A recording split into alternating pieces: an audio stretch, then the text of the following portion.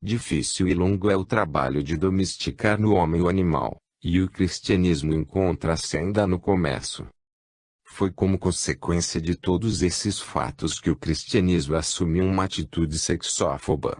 O anseio de sublimação, em vez de ser incremento de vitalidade em favor do espírito, pela imaturidade da maioria dirigida com uma agressividade antivital contra o corpo, acabou, sem querer, canalizando as energias comprimidas pela falta de desafogo sexual, no sentido da ferocidade perseguidora, da doença mental, dos complexos psicológicos, dos instintos torcidos, dos desvios e substitutos eróticos, em lugar de as canalizar no sentido da subida. Por detrás das teorias teológicas, o que vigorou de fato foi uma ética de subconsciente, em que os impulsos dos instintos procuravam desabafar-se cegamente às escondidas, torcendo aquelas teorias para com elas cobrir-se e justificar-se, ou buscando escapatórias. Hoje a psicanálise nos revelou a verdadeira origem de tais atitudes e ilusões psicológicas. O programa cristão de sublimação espiritual por vezes se tornou, assim, uma estratégia contra a vida, com todas as suas consequências reativas. Desta luta contra si mesmo nem todos saíram vencedores, mas muitos ficaram torcidos, feridos, atropelados, condições que, pela repetição milenária, se fixaram como qualidades na raça, gerando o biótipo atual da nossa sociedade neurótica. Podemos, assim, compreender a causa desse seu estado, sobretudo nos países mais civilizados do mundo ocidental cristão. O ótimo objetivo ideal era a sublimação espiritual, mas o que prevaleceu de fato foi o instinto de luta. Sem dúvida não há luta que não sirva para atingir uma das maiores finalidades da vida, que é a de desenvolver a inteligência. Mas aqui a inteligência se aguçou e aperfeiçoou no sentido dos imaturos, isto é, no nível mais baixo, que é o da astúcia e da mentira, quais meios de ataque e defesa, que eram o que num regime de luta mais interessava. Se o mundo dos séculos passados tivesse conhecido as exigências absolutas das leis da realidade biológica, teria compreendido que era melhor procurar aproximar-se da atuação do ideal, por degraus, evolvendo, e não agredindo a animalidade para destruí-la, respeitando e não forçando a natureza, passando pelo caminho do aperfeiçoamento natural do amor desde os seus níveis inferiores, ajudando e não oprimindo a evolução, sem excitar as perigosas reações da vida, a sua revolta, a isto constrangida porque ofendida num dos seus pontos mais importantes. É lógica tal ignorância das leis biológicas e psicológicas nos séculos tenebrosos da Idade Média, deles mais não se podia exigir. Todavia as consequências de tal ignorância pesam hoje sobre a estrutura psicológica da sociedade moderna. Teria sido melhor enfrentar o problema da sublimação dos instintos com mais inteligência e sinceridade, para resolvê-lo honestamente, com conhecimento, levando em conta as exigências fisiológicas. Assim, para suprimir tudo, exigindo demais, o ser se enredou nas areias movediças do fingimento. Desenvolveu-se e aperfeiçoou-se o método da hipocrisia dos aparentemente puros, com a qual, por caminhos oblíquos, se vai evadir, às escondidas, da agressividade sexófoba dos pregadores de virtude. Explica-se, assim, como nasceu o tipo de moral vigorante no mundo atual, herdada desse passado, pela qual os sinceros ingênuos, caindo no erro visível, são condenados, enquanto os astutos, que sabem representar a comédia da virtude, vão para o céu. Explica-se, deste modo, como é que nos resultados práticos, o impulso para a ascensão e a correspondente evasão mística do sexo, muitas vezes se tornou uma contorção da verdade e uma depravação dos instintos. A atitude de ferocidade repressiva era natural e passava despercebida na Idade Média, porque era proporcionada à insensibilidade da maioria, e não chocava como hoje nos choca a nós, que a percebemos porque nos encontramos na posição diferente de mais sensibilizados. Por isso, só hoje nasceu aquela diferença, que é o que permite a percepção. O conceito da sublimação dos instintos se tornará sempre mais compreensível, à medida que a humanidade for evoluindo. Mas devia ser coisa difícil entendê-la num mundo herdeiro dos pagãos romanos e dos bárbaros invasores ainda mais pagãos. É lógico que os primeiros passos para a superação no sentido cristão não podiam tomar senão a forma de luta para subjugar, o que representava o universal método de vida. Se o ideal impunha domesticar no homem a fera da animalidade, a primeira coisa a fazer era de submetê-la à força. Este era o modelo psicológico dominante na forma mental do ser humano naqueles tempos. Eis como o princípio da sublimação espiritual se transformou num sistema de guerra, apesar de que em si ele nada contenha de agressivo. Mas não podia acontecer de outro modo. Nesta primeira fase, a do primeiro degrau da subida, espírito e corpo estavam longe demais um do outro, para que fosse possível concordarem colaborando. Eles eram terríveis inimigos, tanto mais que o espírito procurava atirar a vida ao corpo, para deslocar o centro dela para o seu nível mais alto. É necessário entender que, para o ser que vive no plano físico, a vida espiritual representa a negação e a morte daquela forma de existência. É natural, então, e conforme a economia da vida, que o corpo não queira morrer e reaja em legítima defesa, quando a evolução para o espírito se apresente numa forma de agressão destruidora. E o corpo com a sua animalidade bem sabe fazer a guerra que está no centro dos seus instintos de vida, e pode fazê-la porque ele se encontra na plenitude do seu plano no mundo físico, que é a sua pátria e terreno, e é, por isso, mais forte que o espírito, que ali não é senão um pobre desterrado.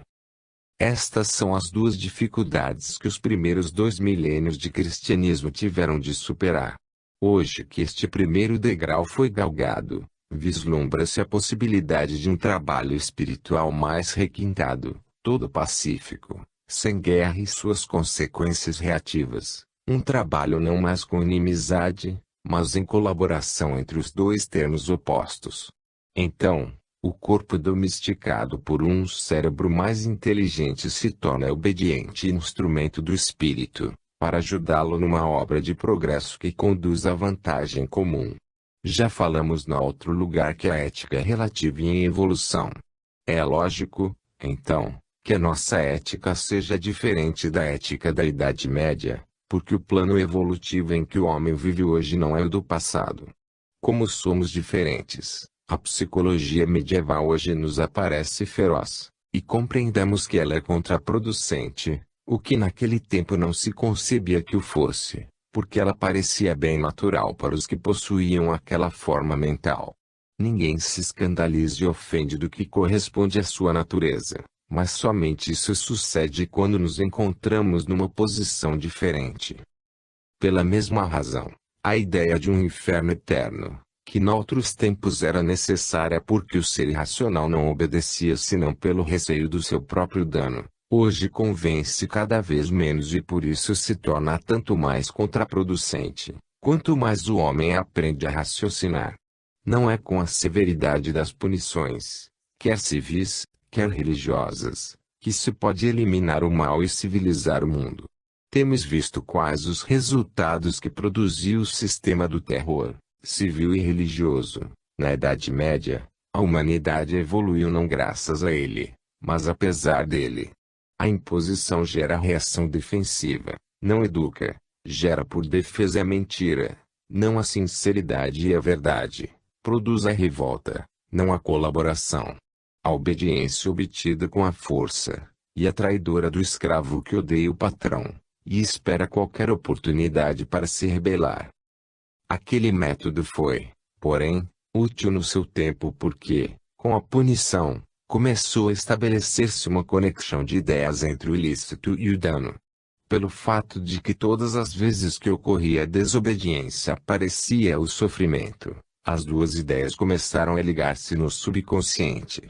Então, com este e com o mal, surgiu a ideia de medo, de remorso, de culpa, de arrependimento, uma consciência do mal cometido, e que é uma forma de educação. Assim, a desobediência levava a um estado psicológico de insegurança, todo erro se tornou culpa, pecado, fato que despertou o medo da desobediência por si mesma e com isso um sentido de responsabilidade individual.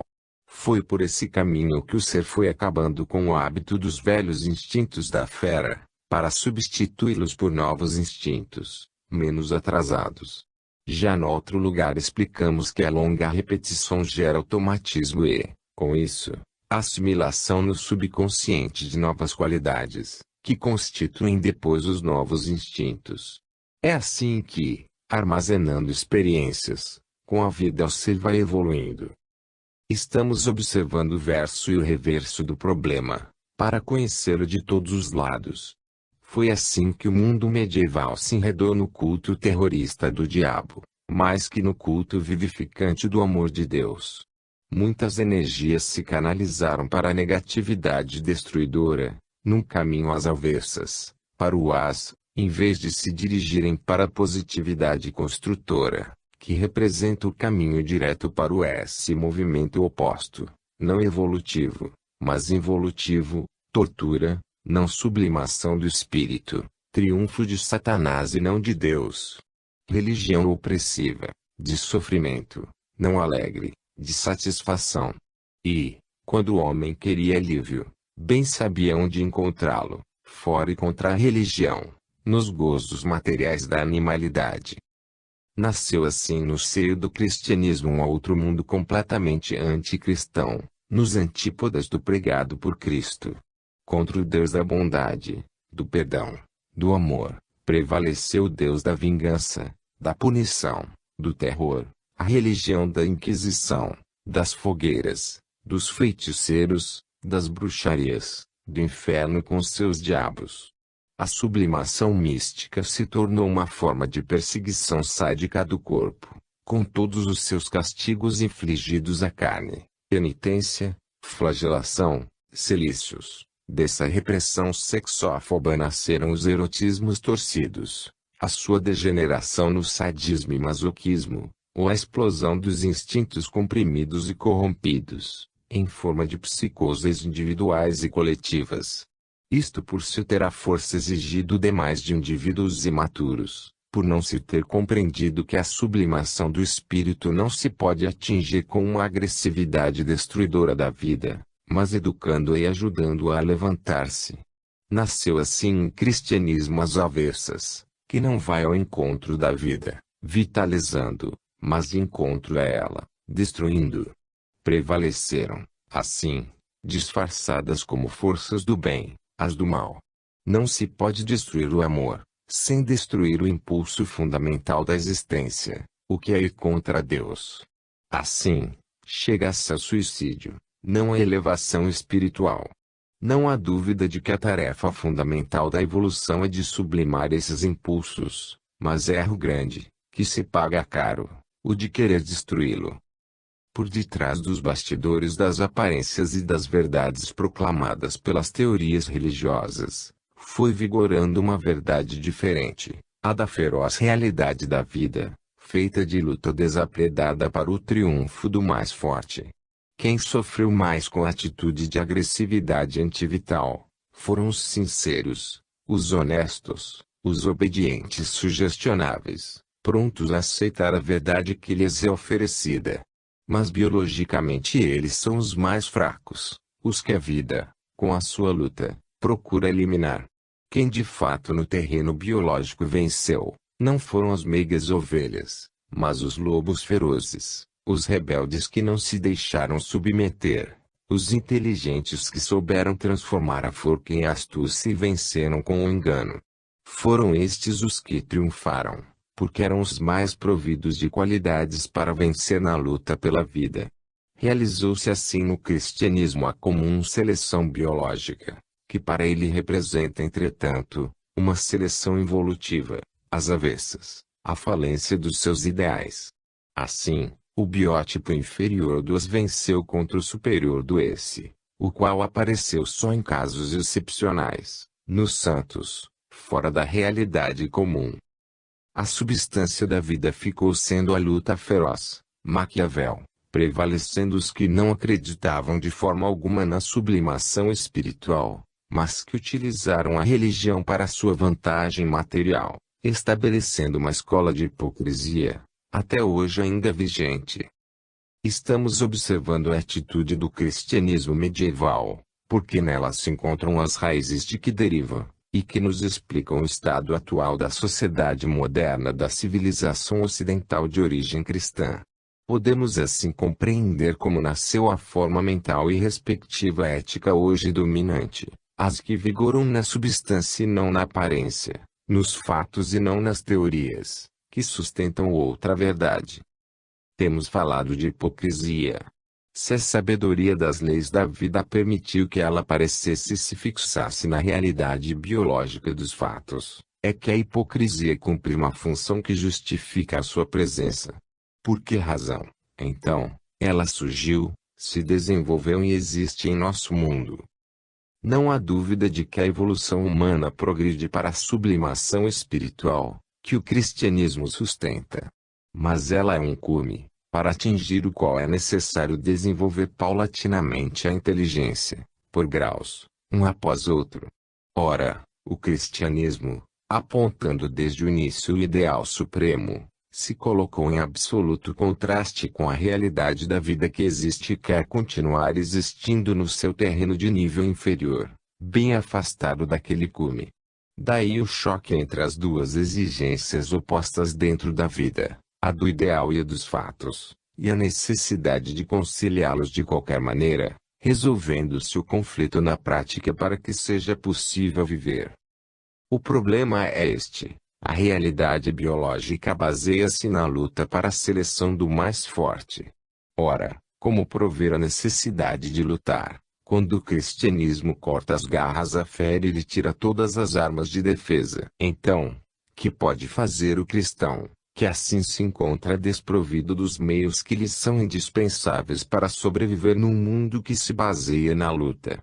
A vida, no seu conjunto de massas humanas, não pode aceitar a posição do cordeiro que se oferece em sacrifício somente para engordar os lobos vorazes. Então o homem, preso dentro desta armadilha, tem que aguçar a sua inteligência para encontrar uma solução. Aqui começa ele a galgar o primeiro degrau neste novo sentido. Até agora foi apenas força brutal e estúpida, ou força dirigida com astúcia. Neste ponto da sua evolução, o homem tem que deixar a força de lado, para substituí-la por outra força mais sutil, a da inteligência. Todavia a inteligência primitiva, míope, que vence no momento obtendo a vantagem imediata na luta, mas perde a batalha maior, a longo prazo, e vastos resultados. Desenvolve-se deste modo a inteligência que encontramos em nossa civilização atual, a inteligência da astúcia e do engano. Mas não pode compreender e melhor não pode fazer um ser ainda fechado no seu egocentrismo. É lógico que ele terá de sofrer todas as consequências dolorosas desse método ainda imperfeito. Mas o sofrimento está aí exatamente para cumprir a sua função, que é de ensinar a quem ainda não sabe. Na substância, evolução biológica e sublimação espiritual são a mesma coisa.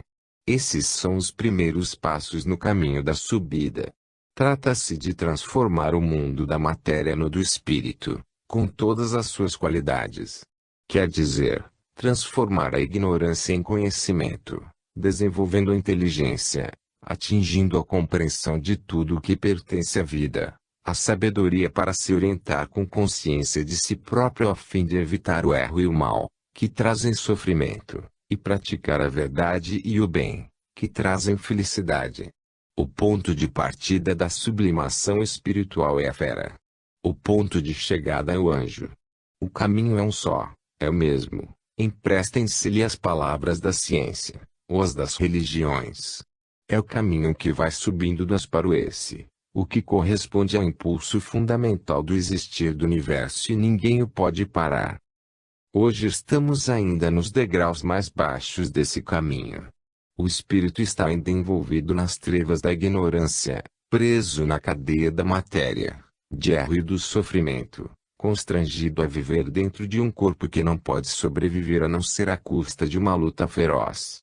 Em vez de luz de inteligência, temos armas para o ataque e defesa. Este que se necessita no mundo, força. No terreno da inteligência, a mais útil é uma inferior, ao nível da astúcia, para enganar o próximo e vencê-lo na luta, armando ciladas com as armadilhas da mentira. Isto terá que durar até o homem chegar a compreender, à sua custa, quanto esse método seja contraproducente e perigoso. Então ele o abandonará para seguir o método, muito mais vantajoso, da sinceridade e honestidade, e novo degrau da subida será galgado. O cristianismo não existe fora da vida, nem pode sair das suas leis, ficando por isso sujeito a esse processo de desenvolvimento biológico e a forma que ele assumiu. Se, com a sua lei de amor, ele suprimiu a força, nem por isso o ser se pode permitir o luxo de ficar fraco, sem defesa alguma. A cobra que não tem dentes e garras, teve de desenvolver o veneno para se defender e sobreviver. Assim, a natureza criou outras armas mais sutis. Eis, então, a necessidade de passar da fase da força, à fase mais refinada de astúcia, que é a seguinte no caminho da evolução. Aparece automaticamente então, esse outro método de luta, necessário para ensejar uma seleção mais adiantada, onde começa a aparecer a inteligência. Ora, esse fato tinha de se verificar no seio do cristianismo que, com o seu princípio de sublimação dos instintos, se havia tornado instrumento de evolução. Mas, de que grau de evolução? Se o cristianismo não pode sair das leis da vida, é lógico que ele tinha de operar dentro do nível atingido pelo ser humano. Quer dizer, a transformação biológica que ele podia realizar não era teoricamente proclamada e pregada, da sublimação espiritual, mas a que agora observamos, a do plano animal humano, isto é, a transformação da força em astúcia. Assim, o cristianismo realizou somente o que podia biologicamente realizar, conforme a sua natureza. Isto não é culpa de ninguém. A universal luta pela vida não é brincadeira, é uma necessidade terrível para todos. Cada fraqueza pode custar a vida. Não condenamos o cristianismo, mas reconhecemos que ele não podia fazer mais do que fez, porque não há religião que possa permitir ao homem sair de súbito do seu nível de evolução sem ter de obedecer às leis que nele vigoram. Assim aparece o problema, se o enfrentarmos com a forma mental positiva da psicanálise, observando objetivamente, como fenômeno biológico. Tudo isto dissemos para explicar como nasceu em nossa civilização cristã o hábito e o método da mentira. O fato é racional e biologicamente justificado. Respondemos, assim, à pergunta que há pouco nos fizemos. De tudo isto se segue que neste caso a lição que muitos aprenderam foi a única possível no seu nível, isto é, a da astúcia, que se substituiu à forca, como arma necessária, mais refinada, porém, a que permitia o afastamento da violência que revela o lobo, para usar em seu lugar a astúcia, que permite ao lobo esconder-se nas aparências de cordeiro. É assim que em nossa sociedade puderam tornar-se possíveis as aparências de uma tranquila convivência social. A nossa sociedade atingiu o triunfo desse método no frívolo século XVIII em que, com o maior respeito formal pela religião e com o pleno triunfo do poder da hierarquia eclesiástica, com a mais hipócrita homenagem aos ideais religiosos e o puritanismo sexófobo, a classe privilegiada, fervorosa em todas as práticas edificantes, praticava uma feroz exploração dos pobres e, debaixo da moral oficial, uma vida de livre licenciosidade. Esse foi o século mais corrompido, em que, porém, se construíram mais igrejas e capelas, quase para cobrir com a plenitude exterior, o vazio interior. Triunfo da hipocrisia, com a qual foi possível conciliar as duas exigências opostas, a de ficar de posse de um ideal, mas colocando-o, longínquo, no céu e no futuro, bem afastado, para ele não incomodar, e a exigência de vencer na luta, o mais facilmente possível, conduzindo-a às escondidas, coberta de ideais, com aparência evangélica. Em terreno algum prevaleceu tanto este método do fingimento, quanto no dominado pelo puritanismo sexófobo. Observemos as razões desse fenômeno. O fingimento representa a válvula de segurança, a escapatória da vida, e por isso aparece todas as vezes que ela precisa resolver um caso em que lutam dois opostos, que é necessário conciliar.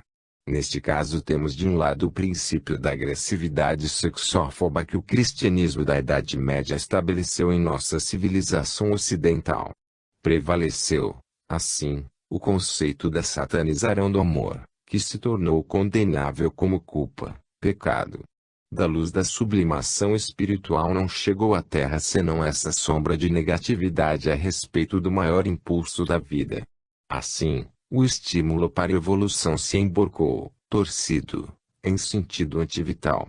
De outro lado, temos o princípio oposto, muito mais próximo e percebido, porque constituído não por ideais e teorias, mas pela realidade biológica, o princípio da continuação da vida que se impõe por meio do instinto do amor. Instinto que se torna tanto mais poderoso quanto mais é comprimido, e tanto mais reage quanto mais é agredido com condenações. Os dois princípios, o sexófobo em nome da sublimação espiritual, e o sexófilo da natureza, estão um contra o outro. Os seres humanos, mergulhados nas trevas da ignorância, não compreendem nada desse fenômeno que eles estão vivendo. Então, é a vida que resolve o conflito no subconsciente deles. É ela que automaticamente oferece o resultado final da operação com que resolve o problema. Como cada uma das duas forças é bastante poderosa para não ficar vencida pela outra, não podendo ser eliminada com a vitória completa de só uma das duas, os dois impulsos opostos ficam existindo um perto do outro, cada um deixando um pouco do seu espaço para o outro. Atinge-se desta maneira, que é a única possível, um estado de amigável convivência, fazendo na superfície brilhar os ideais com a sua moral perfeita de puritanismo sexófobo e, debaixo dela, deixando funcionar as concretas satisfações materiais que respondem aos instintos da vida. Se isto se pode chamar hipocrisia do ponto de vista do ideal, para quem o queira tomar a sério, é, entretanto, ótimo para a maioria que não pensa nisso, porque sacia todas as exigências, isto é, nas aparências satisfaz os ideais do espírito, na substância satisfaz a realidade do corpo. Assim, tributando todas as honras exteriores aos princípios das religiões, e dando toda a satisfação positiva aos instintos materiais, o caso foi bem resolvido, como de fato acontece, com a satisfação de todos. Não estamos formulando julgamentos e muito menos condenações, mesmo porque isso seria presunção inútil que não altera nada. Estamos apenas observando o que vai acontecendo em nosso mundo, para encontrar uma explicação e compreender o fenômeno pelo qual, com a mentira, foi possível chegar a um compromisso que concilia as duas exigências opostas, assim resolvendo o caso com a coexistência pacífica. O ideal da sublimação espiritual é pesado. A ascensão requer muito esforço, mas também surgem prontas as escapatórias que permitem a evasão. Eis como se estabeleceu o método da proibição oficial, em perfeita obediência aos princípios ideais, assim respeitados e triunfantes, e ao mesmo tempo o método da desobediência tacitamente praticada e tolerada, assim satisfazendo as exigências da animalidade humana. Deste modo, porque a vida resiste a tudo e não há puritanismo sexófobo que a possa subjugar, ficou o insuprimível impulso do amor, em muitos casos olhado como pecado que leva às punições eternas do inferno, em vez de ser uma forma de bondade para compensar tantas maldades de que está cheia a vida. Foi assim instituída uma automática e contínua fabricação de pecados, por seres naturalmente nascidos pecadores. Mas eis que, Como para as doenças há prontamente médico e farmácia, para os pecados as religiões oferecem todos os remédios. A função delas é exatamente a de limpar pecados, de modo que, para sua difusão e prosperidade, a abundância de pecadores e de pecados é útil, assim como, para a prosperidade dos médicos e farmácias, é útil a abundância de doentes e doenças. Chegou-se desse modo a um acordo tácito entre autoridades espirituais e pecadores, que puderam assim permanecer como tais, enquanto necessários para justificar a presença dessas autoridades com o seu trabalho de salvação, com que as organizações religiosas se sustentam tornando-se necessárias.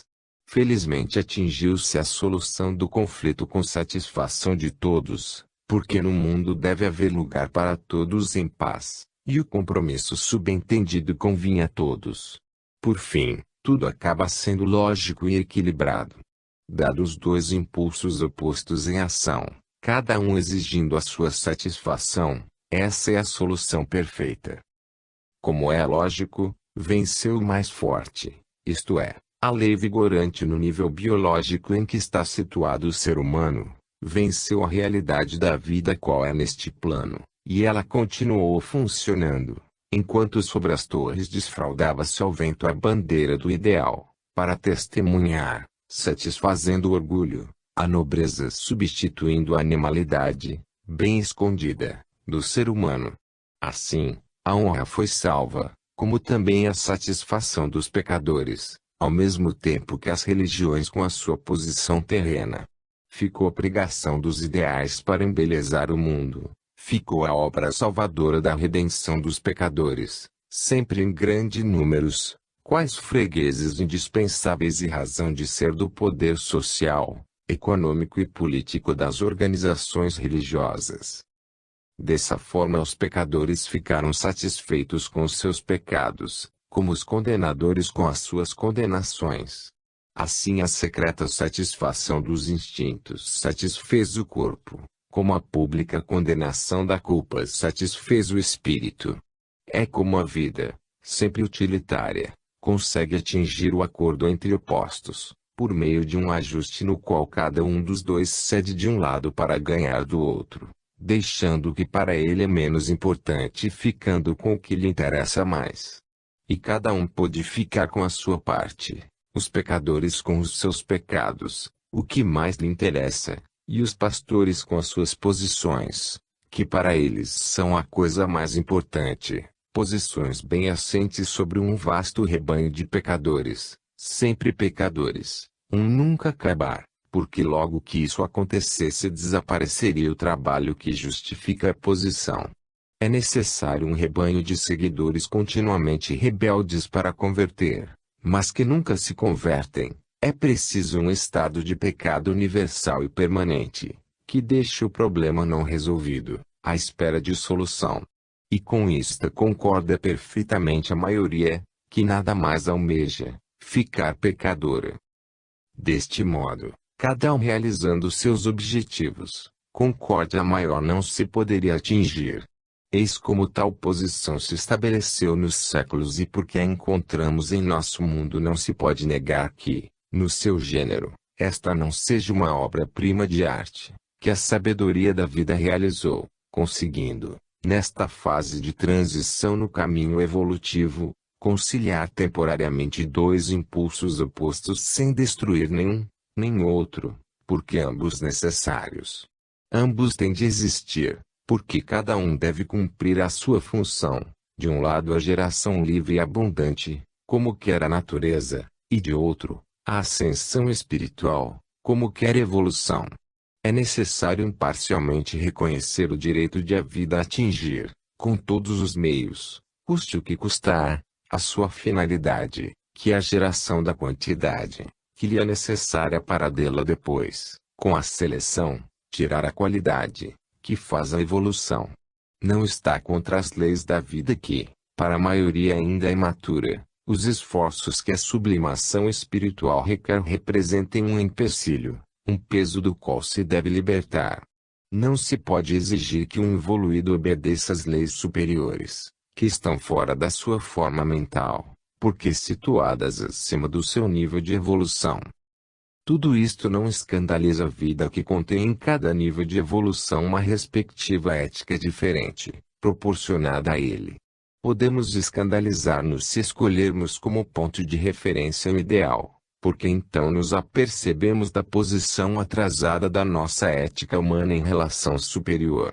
É então que, pelo contraste, se reconhece que o ideal seja mentira na Terra. Mas para a vida tudo é natural e justo, se colocado no seu devido lugar e julgado a respeito do seu e não de outros planos de evolução. Em cada plano de existência a vida raciocina de modo diferente. Amanhã, numa humanidade mais evoluída, a vida quererá aplicar princípios mais adiantados. Quais são os da sublimação espiritual? Mas hoje, estes, para a evoluída humanidade atual, para a maioria imatura, podem representar uma negação antivital, contra a qual a vida reage defendendo-se. Na obra de Deus não se pode dizer que coisa alguma não seja perfeita, enquanto estiver cumprindo a sua função. Se nos aparece de uma maneira diferente, é porque não entendemos o seu lugar e a sua função. É lógico que as exigências do plano de vida, onde se encontra hoje o homem, e as do nível de evolução que ele atingirá no futuro, quando chegar a realizar os ideais das religiões, sejam completamente diferentes. O ideal da vida no nível humano atual é a seleção do mais forte através da luta. Só quem venceu por ter desenvolvido os instintos de agressividade egoísta, sobreviveu e foi escolhido para formar a raça atual e o biótipo hoje dominante. É lógico, então, que ele siga esses instintos, que com eles funcione, deles dependam a sua forma mental e a sua conduta. Então é natural que ele tenha no sangue o gosto da agressividade, se a esta ele deve a sua sobrevivência. Oferecer a este tipo alguma coisa para agredir e destruir, significa oferecer-lhe oportunidade para satisfazer os seus instintos. Ora, quando esse indivíduo, no mundo civilizado, se encontra perante a lei que lhe pede que viva na ordem, ele nada compreende desse princípio superior, mas nele vê só um obstáculo que se opõe à sua liberdade, uma provocação que o estimula à revolta e à luta. Explica-se assim a instintiva satisfação na violação da lei, considerada não como uma vantagem ele obedecer, mas como um ataque contra o qual é bom defender-se. Tudo acorda a cada passo o instinto do lutador e a reação do rebelde. A coisa proibida, só por isso, se torna mais preciosa e procurada. Possuí-la significa ser forte e vencedor, e, como tal, possuir mérito e ter direito ao respeito. Eis como tudo se transforma nas mãos do evoluído, conforme o que ele é. O indivíduo, forte nesse plano, é lutador e, como tal, gosta de proibições para violá-las, de inimigos para vencê-los, de perigos para superá-los. Essa é forma inferior, mas na luta há um princípio de esforço, que é a evolução. Chegamos ao final. Que acontece então quando tal biótipo se encontra perante a proibição do puritanismo sexófobo? Para tal ser cada obstáculo representa uma dificuldade a vencer e com isso um convite à luta. Então, só pelo fato de que uma coisa é condenada, ela se torna mais interessante e procurada. O perigo representa um desafio que cita o desejo de vencer. A ideia do não permitido confere um sabor de coisa especial e preciosa. A proibição aumenta a falta, com a falta o desejo e, com o desejo, o valor. É a lei natural da procura e oferta. Assim funciona a psicologia humana. Uma coisa permitida, que se pode encontrar em abundância, só por isso perde parte do seu valor. E ao contrário, uma coisa rara, difícil de obter, que não se pode atingir senão às escondidas e que custa esforço, só por isso adquire valor. Eis, então, a que se reduz no plano animal humano este conceito do puritanismo sexófobo do cristianismo, reduz-se a um convite para o indivíduo lutador experimentar o seu valor.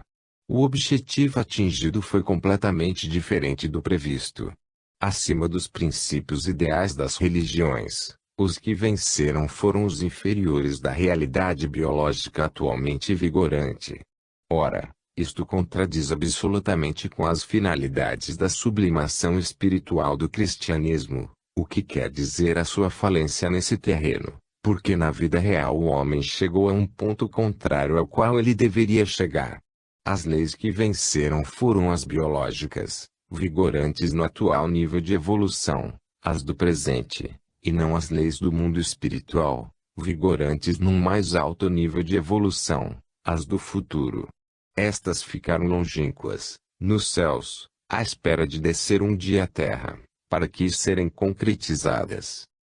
Aqui realizou-se a verdade deste nível, que é bem diferente. Aqui de fato a vida recompensa o guerreiro que sabe vencer, porque neste plano ele é o biótipo que mais vale, o que a vida quer que se reproduza. E de fato ela fala neste sentido no instinto da mulher no momento da escolha sexual honesto. O mais procurado é o homem forte, que é o que garante a defesa, enquanto é desprezado o meigo homem do evangelho que, pelo fato de tomar a sério e viver os ideais das religiões, na prática é julgado um ser inútil, porque fora da realidade da vida. Então, o que de fato prevaleceu em nosso mundo não foi a realização da moral cristã, mas da moral do mais forte. Nesse nível vigora o princípio que lhe pertence o direito de estabelecer à vontade a sua verdade, a do seu egoísmo. Ele construiu, assim, a sua ética sexual de domínio e completa liberdade, enquanto para a mulher, porque fraca e por isso sem direitos, tinha de vigorar a lei da obediência. Para o macho audacioso ficou reservado todo o direito de seduzi-la e abandoná-la. Se ele for astuto neste caso o filho tem de nascer ilegítimo e a mãe ser desonrada. Para eles, porque mais fracos, toda a culpa e todo o dano. E, também no casamento, o instinto leva o homem a considerar a mulher como sua propriedade. Assim a vida continua o seu caminho, indiferente às pregações de princípios superiores, torcendo-os continuamente. As proibições do puritanismo sexófobo são utilizadas pela vida para realizar a seleção dos mais rebeldes e astutos, que melhor sabem violar essas proibições, dando assim prova do seu valor e com isso adquirindo o direito de serem escolhidos pela vida para se reproduzirem, multiplicando-se com a geração, aquele tipo. O que de fato prevalece na realidade é a vida inferior, da animalidade, não a superior das religiões, o que nos prova que o nosso mundo atual está mais próximo das que doece para o homem evangélico, que toma Cristo a sério e o segue. Não há outra posição a não ser a dele, isto é, a do crucificado. 12. O sexo como problema atual. Observamos os princípios gerais da ética do sexo e o caso da atitude sexófoba do cristianismo, no seu significado e consequências. Procuremos agora observar a ética do sexo como problema atual, qual ele se nos apresenta no tempo presente. Coloquemos os elementos na mesa do laboratório da vida, imparcialmente, não para lutar e condenar, mas para compreender e resolver. Os elementos do problema são os seguintes: 1. De um lado, o cristianismo, com a sua ética sexófoba, cujas origens e razões explicamos, concepção que levamos em conta porque aqui domina a nossa civilização cristã ocidental. 2. Do outro lado, a realidade biológica, com as suas leis vigorantes no atual nível de evolução atingido pela raça humana. Essa realidade é o que de fato prevalece na vida e dirige o indivíduo por meio dos instintos, para que sejam atingidas as necessárias finalidades biológicas. Temos de levar em conta ambos estes elementos, com os respectivos impulsos, objetivos e resultados. Ora, no tempo presente acontece que, enquanto a atitude sexófoba do cristianismo fica inalterada, no terreno da vida se verificaram fatos novos devidos à ciência moderna. Antes de tudo o homem civilizado acabou por encontrar-se em condições biológicas diferentes das velhas. É um fato controlado na domesticação dos animais que, quando eles se encontram protegidos e, por isso, sem necessidade de concentrar as suas energias na luta para a defesa e alimentação que agora lhes está assegurada.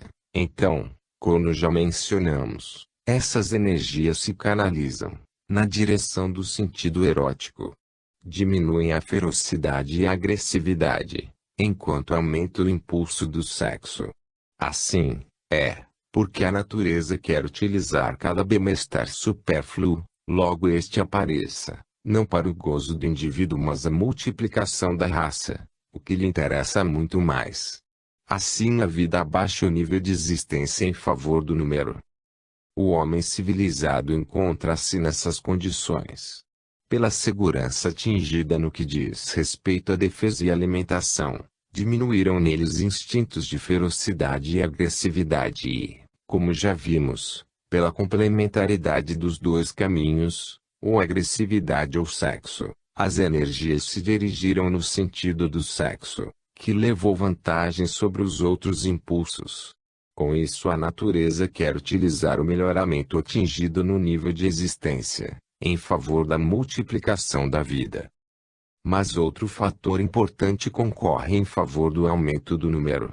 O progresso da medicina diminuiu a mortalidade porque, com as suas descobertas e novos métodos, estabeleceu, como no outro lugar mencionamos, um verdadeiro controle da morte, com a consequência automática de um notável e sempre maior aumento de população, pelo fato que se lhe não seguiu um proporcionado controle dos nascimentos. Isto tanto mais se verifica quanto a vigorante ética sexófoba do cristianismo condena o correspondente controle dos nascimentos, que é o único meio que poderia equilibrar o controle da morte. O resultado final de tudo isto é um aumento vertiginoso de população. A consequência é que a humanidade se está encaminhando para um desastroso estado de fome. O progresso técnico para aumentar a produção alimentar não consegue preencher a falta devida ao consumo de tão grande multidão de seres humanos. Disto se segue que hoje, 2/3 da humanidade, especialmente na Ásia, sobretudo para os 400 milhões de indianos, recebem uma alimentação inferior à que recebia no passado e menos do que é necessário para viver. Os fenômenos estão ligados um ao outro como os anéis de uma cadeia. Acontece assim que, quando de um lado, graças à civilização, a vida se torna mais segura, porque defesa e alimentação estão garantidas, e por isso os impulsos eróticos se intensificam e a geração aumenta. Ao mesmo tempo, de outro lado, a ciência médica, diminuindo as mortes, aumenta a sobrevivência. A consequência inevitável é que a produção dos recursos alimentares não corresponde em proporção ao aumento da população. O homem não regula o fenômeno com um controle dos nascimentos, e deixa tudo nas mãos da natureza, que intervém com as suas leis desapiedadas e automaticamente resolve o problema. Ela, então, age por dois caminhos: ou mata a superpopulação com a fome; ou, acordando os instintos da agressividade, adormecidos pelo bem-estar produto da civilização, desencadeia guerras, invasões, destruições, mortes, que estabelecem de novo o equilíbrio. Dois caminhos que levam igualmente à morte. A natureza pouco interessa a vida e o bem-estar do indivíduo. A sua finalidade é a seleção de uma raça de fortes e, por isso, os sacrifica. O raciocínio da vida não é o do homem. Neste ciclo de impulsos e elementos há como que um princípio de determinismo do qual ninguém pode sair. O instinto de alguns insetos, quais as abelhas e as formigas, mais evoluído que o do homem, como já mencionamos, os impulsiona a gerar só em proporção aos recursos alimentares que eles possuem, aumentando o número da sua população apenas na base da alimentação armazenada. O homem não sabe fazer isto, porque ainda não atingiu o estado orgânico dessas sociedades. Vive, pelo contrário, numa fase atrasada de egocentrismo individualista, coletivamente caótico. Mas, pela lei de evolução, o homem também terá um dia de atingir o estado orgânico de verdadeira sociedade. Ele terá então de tomar as rédeas dos fenômenos biológicos, dos quais depende a sua vida, sobretudo do fenômeno biológico fundamental que é o da geração. Este não será mais abandonado ao acaso, ao poder da ferocidade das leis da natureza, mas será regulado inteligentemente em relação às possibilidades de sustento dos que vão nascendo, para não ocorrer o crime de gerar seres, destinados, não à vida, mas à morte. Esta é a realidade biológica, da qual ninguém pode fugir. Não se pode resolver o caso sem a levar em conta, baseando-se sobre princípios teóricos, que nada têm a ver com ela. E a solução que nos oferece a natureza, os seus meios de controle demográfico, vimos agora que são terríveis. A ética sexual do cristianismo, condenando o controle, resolve o problema otimamente em teoria, com a castidade ou continência, mas o faz em visível contraste com as condições atuais de intensificação do impulso sexual, devida, como vimos, à civilização. Que acontece então? Acontece que a natureza continua por sua conta, rindo-se das proibições da ética sexófoba, a impulsionar o ser para um maior erotismo, dirigido para a multiplicação descontrolada da vida, com todas as suas consequências. O choque então é inevitável entre aquela ética repressiva e os impulsos da natureza. Como resolve o caso o indivíduo que está no meio desse choque? Qual as duas exigências sairá vitoriosa? É possível que o mundo não deva ter outra escolha a não ser a de continuar com o velho método das escapatórias e da mentira, fazendo todos às escondidas o que todos publicamente proíbem e condenam. Mas esta não é a solução e, se por falta de melhor pode parecer remédio momentâneo, ele não é nem inteligente, nem vantajoso, nem honesto. Este método só é eficaz nas aparências da superfície, deixando todo o mal amadurecer na profundidade, porque na realidade provoca grande prejuízo por todos os desvios, substitutos e resultados torcidos que gera. Isto pelo fato de que um impulso não pode ser destruído, quanto mais o comprimimos, tanto mais força ele adquire e se descarrega em direção errada, se não lhe for possível descarregar na direção certa. Se quisermos, então, pelo menos encaminhar-nos para uma verdadeira solução, racional, e não produto instintivo do subconsciente, é mister encarar corajosamente o problema, como é, com toda a sinceridade. Não sustentamos uma teoria contra outra, nem aconselhamos uma ou outra solução. Só deixamos falar os fatos, escutando o que eles nos dizem e observando as suas consequências.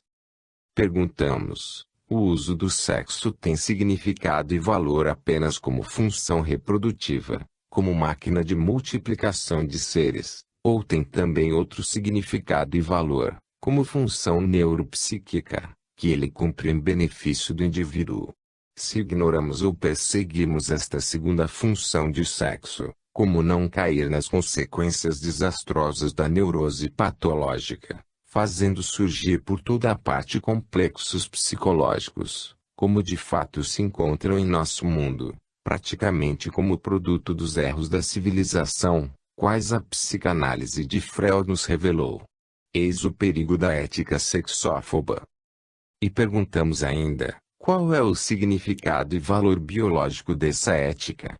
É ela um produto racional, que merece consideração, ou é somente um produto descontrolado do subconsciente, que aparece em obediência aos instintos de agressividade, que acima observamos?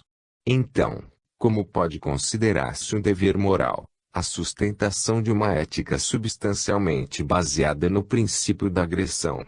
Não são porventura os instintos de agressividade os mais atrasados, os que, para nos civilizarmos, é mais urgente superar e eliminar?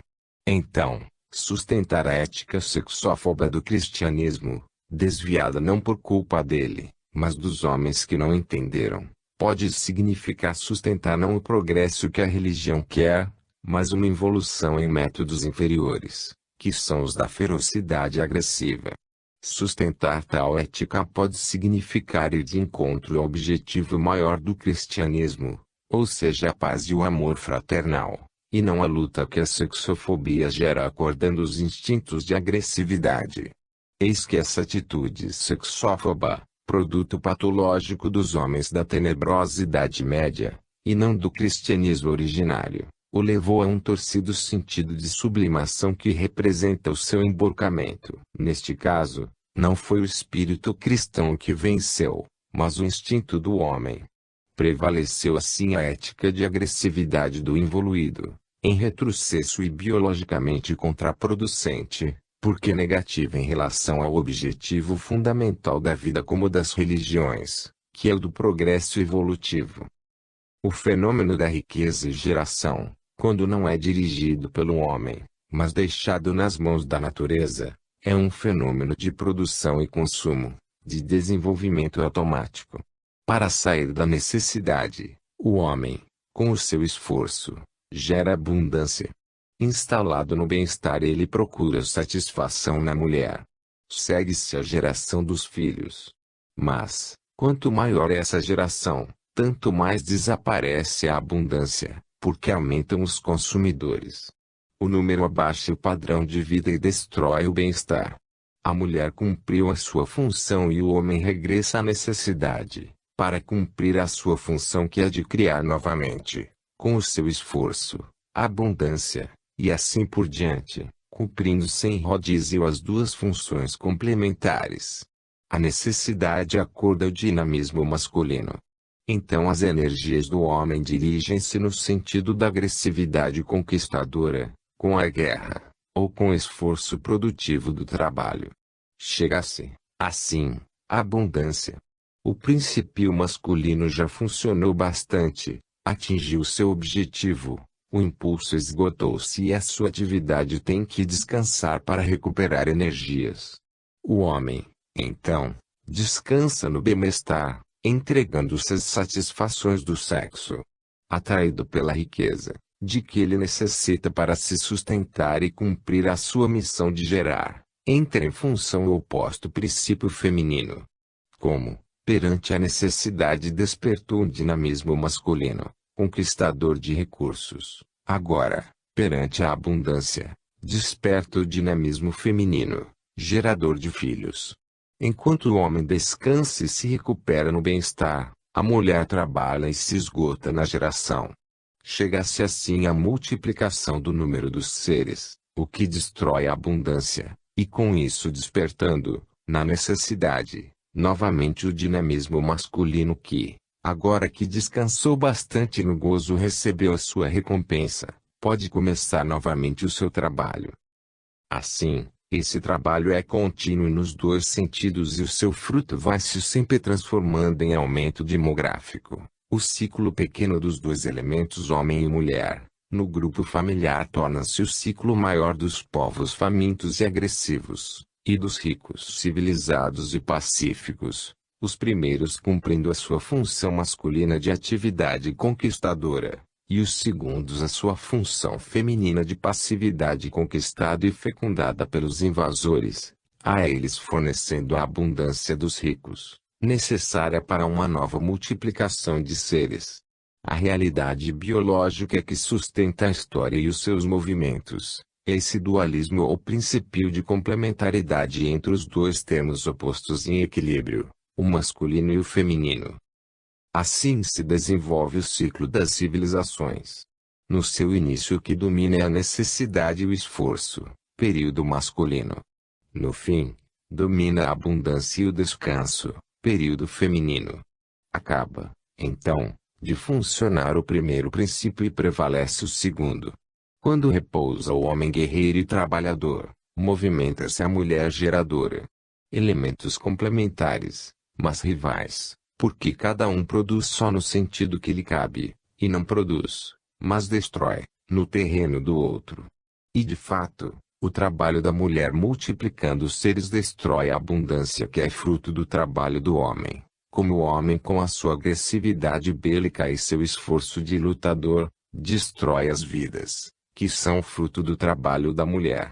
Estabelece-se, desta forma, na economia da natureza, o equilíbrio entre recursos e filhos, e ao contrário. Esta dá novamente lugar à abundância, nova geração de filhos, nova necessidade, novo esforço, e assim por diante. O resultado final é a queda das velhas civilizações e o nascimento e desenvolvimento das novas, em rodízio, através de um contínuo estado de